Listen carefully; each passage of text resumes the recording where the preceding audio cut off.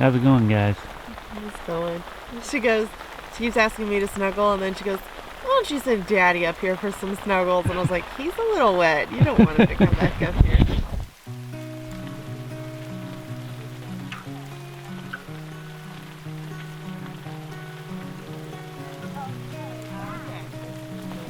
Good morning. It's a wet, nasty morning today. And I get to fold the tent down in the rain.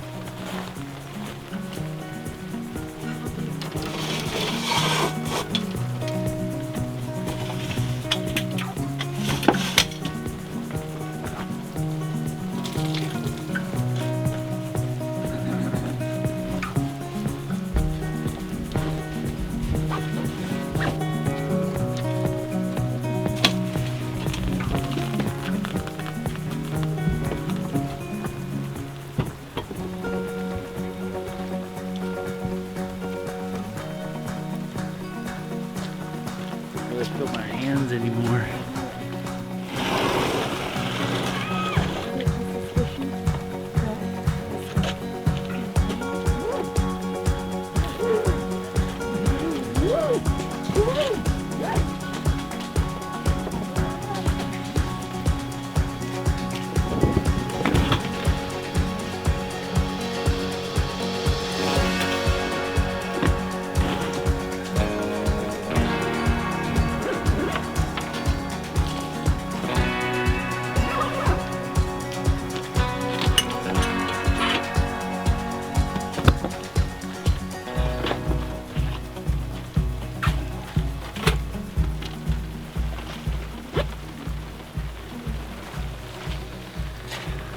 This is fun. Honestly though, this is the first bad morning that we've ever had, so I'm not gonna complain too much. Here comes some more rain.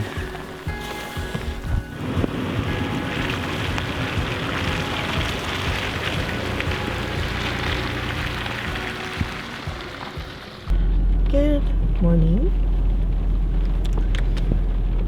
So, we had a little shower come through last night. Not even a shower. It's really just a sprinkle. And we all slept really good. It's a beautiful camp spot. You know, we've been wanting to try and get earlier starts.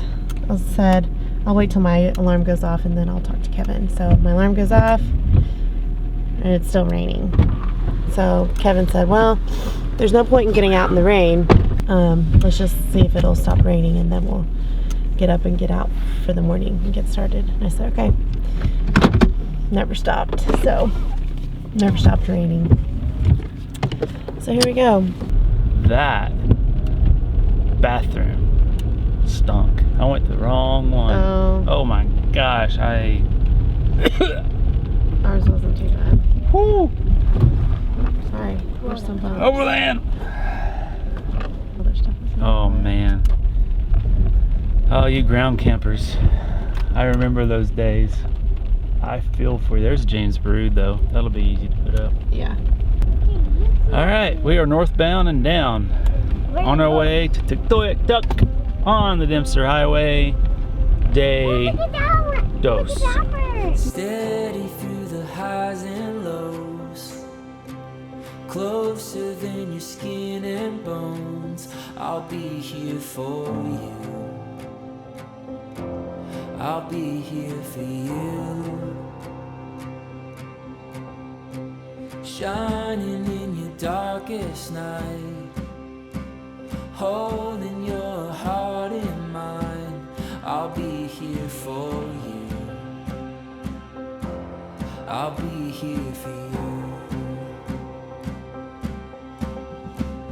I'll carry you through heartache and trouble, and nothing drag you down. I want you to know I won't let you go.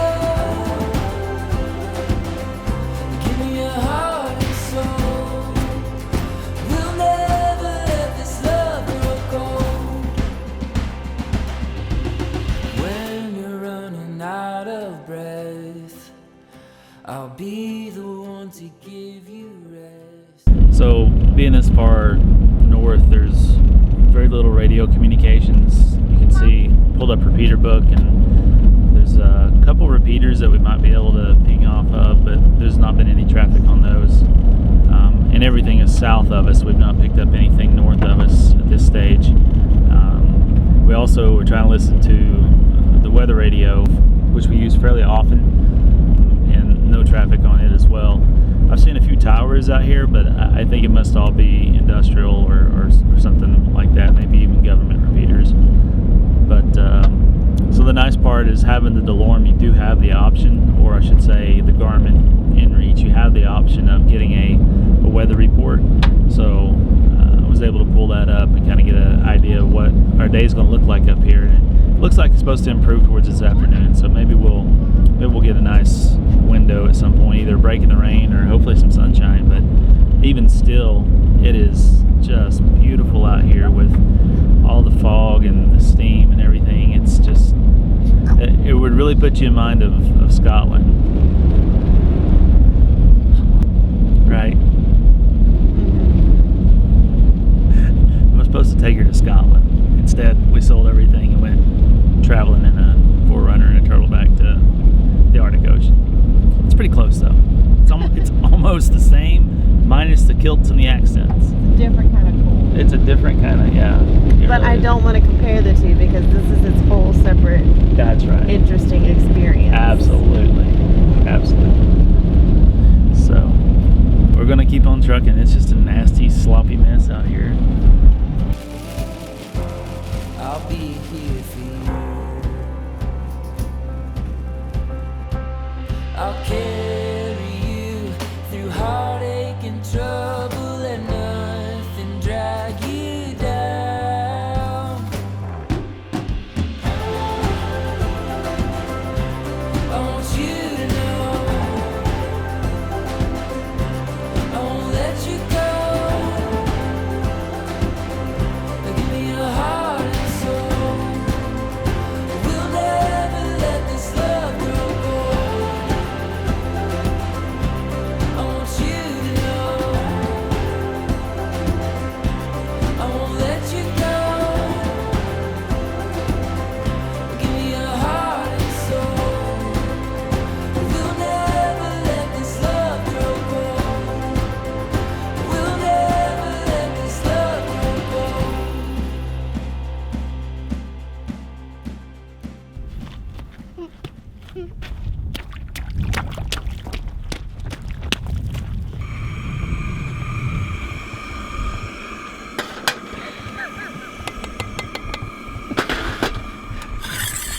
Mama's not had her coffee.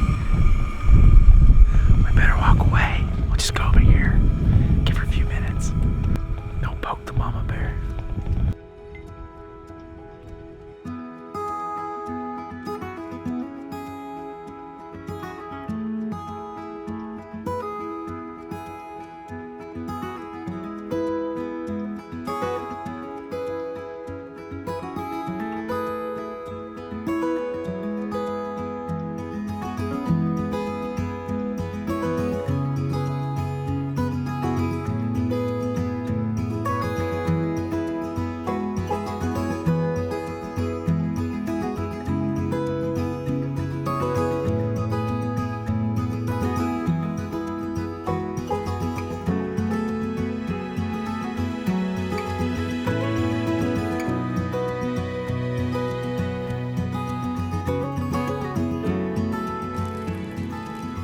As we made our way north to the next fuel stop at Eagle Plains, we came across some travelers who were in a bit of a tough spot.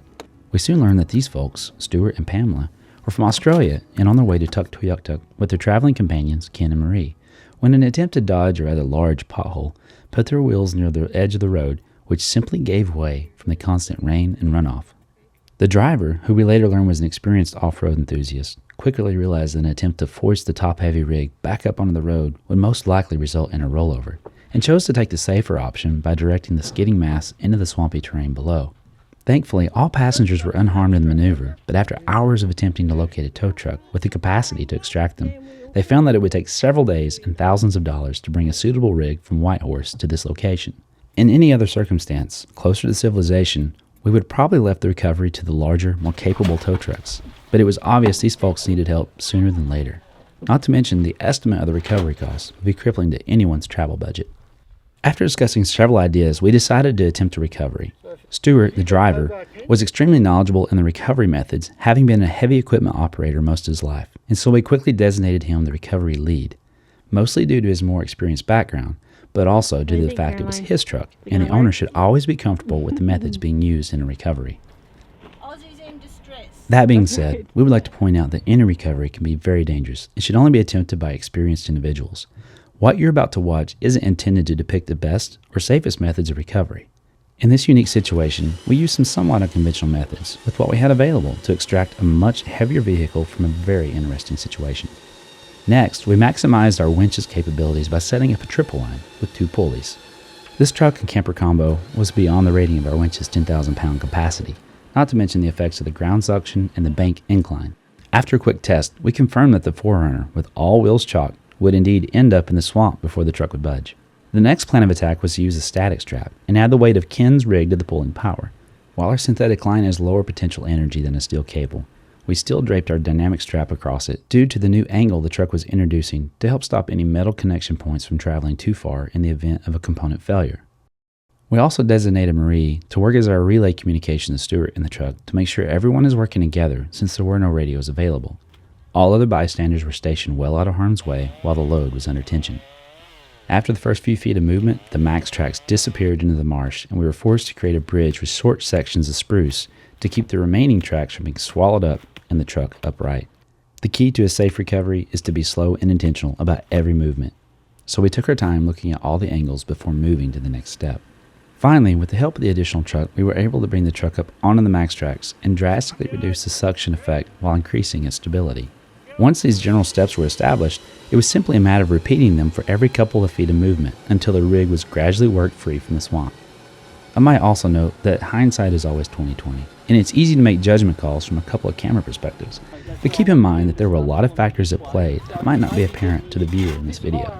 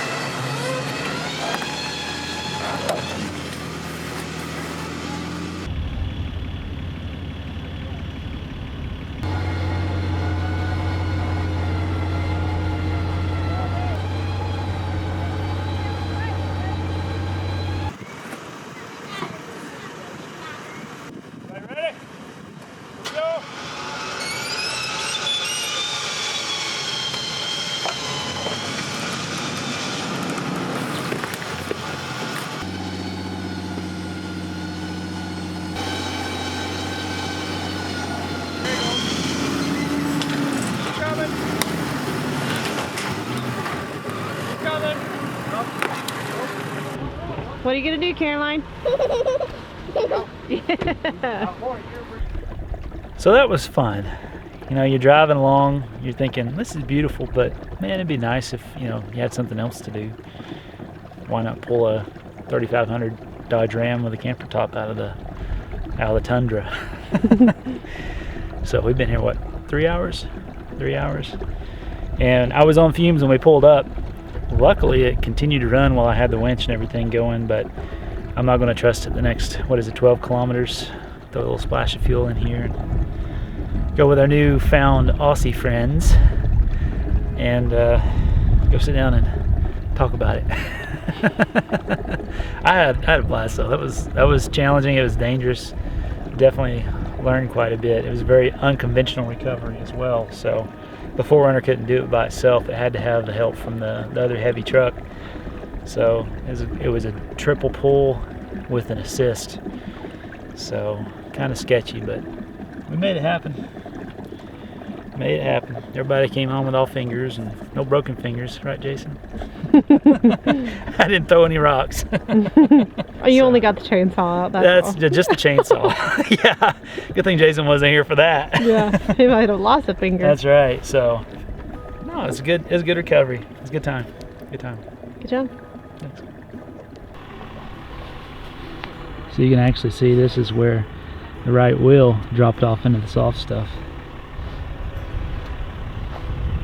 And they were very lucky. They didn't nose in right here. That would have ended a little bit differently.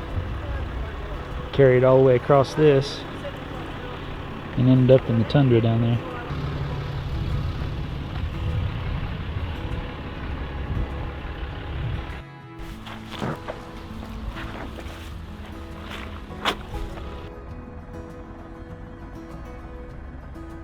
Yeah, I should take the wheel off, but it'll get us in there, and then I'll take the wheel off and clean it all up properly, check everything, make sure there's no gunge caught anywhere that's going to cause any damage. It looks like the rest of the truck came out okay. It's actually all plastic wrap, so it won't have even scratched the paintwork. There you go. I hope. Just inhaled a mosquito. Alright, let's go find camp for the night. Adventure comes in many forms.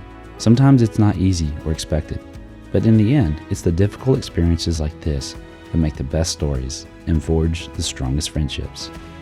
After 3 hours of tedious work in the midst of a mosquito-infested swamp, the heavy truck and camper was finally removed and our little crew was ready for some food, showers, and a bit of rest. Little did we know when we struck out from our rainy camp earlier that day, we would be facing and overcoming this challenge with 4 folks from Australia. As we eased our way to Eagle Plains for the night, we knew we had just made some new friends for life along this road to the north. Good morning. Well, it's still today. It is about 12:15 a.m. and we're watching the sunset.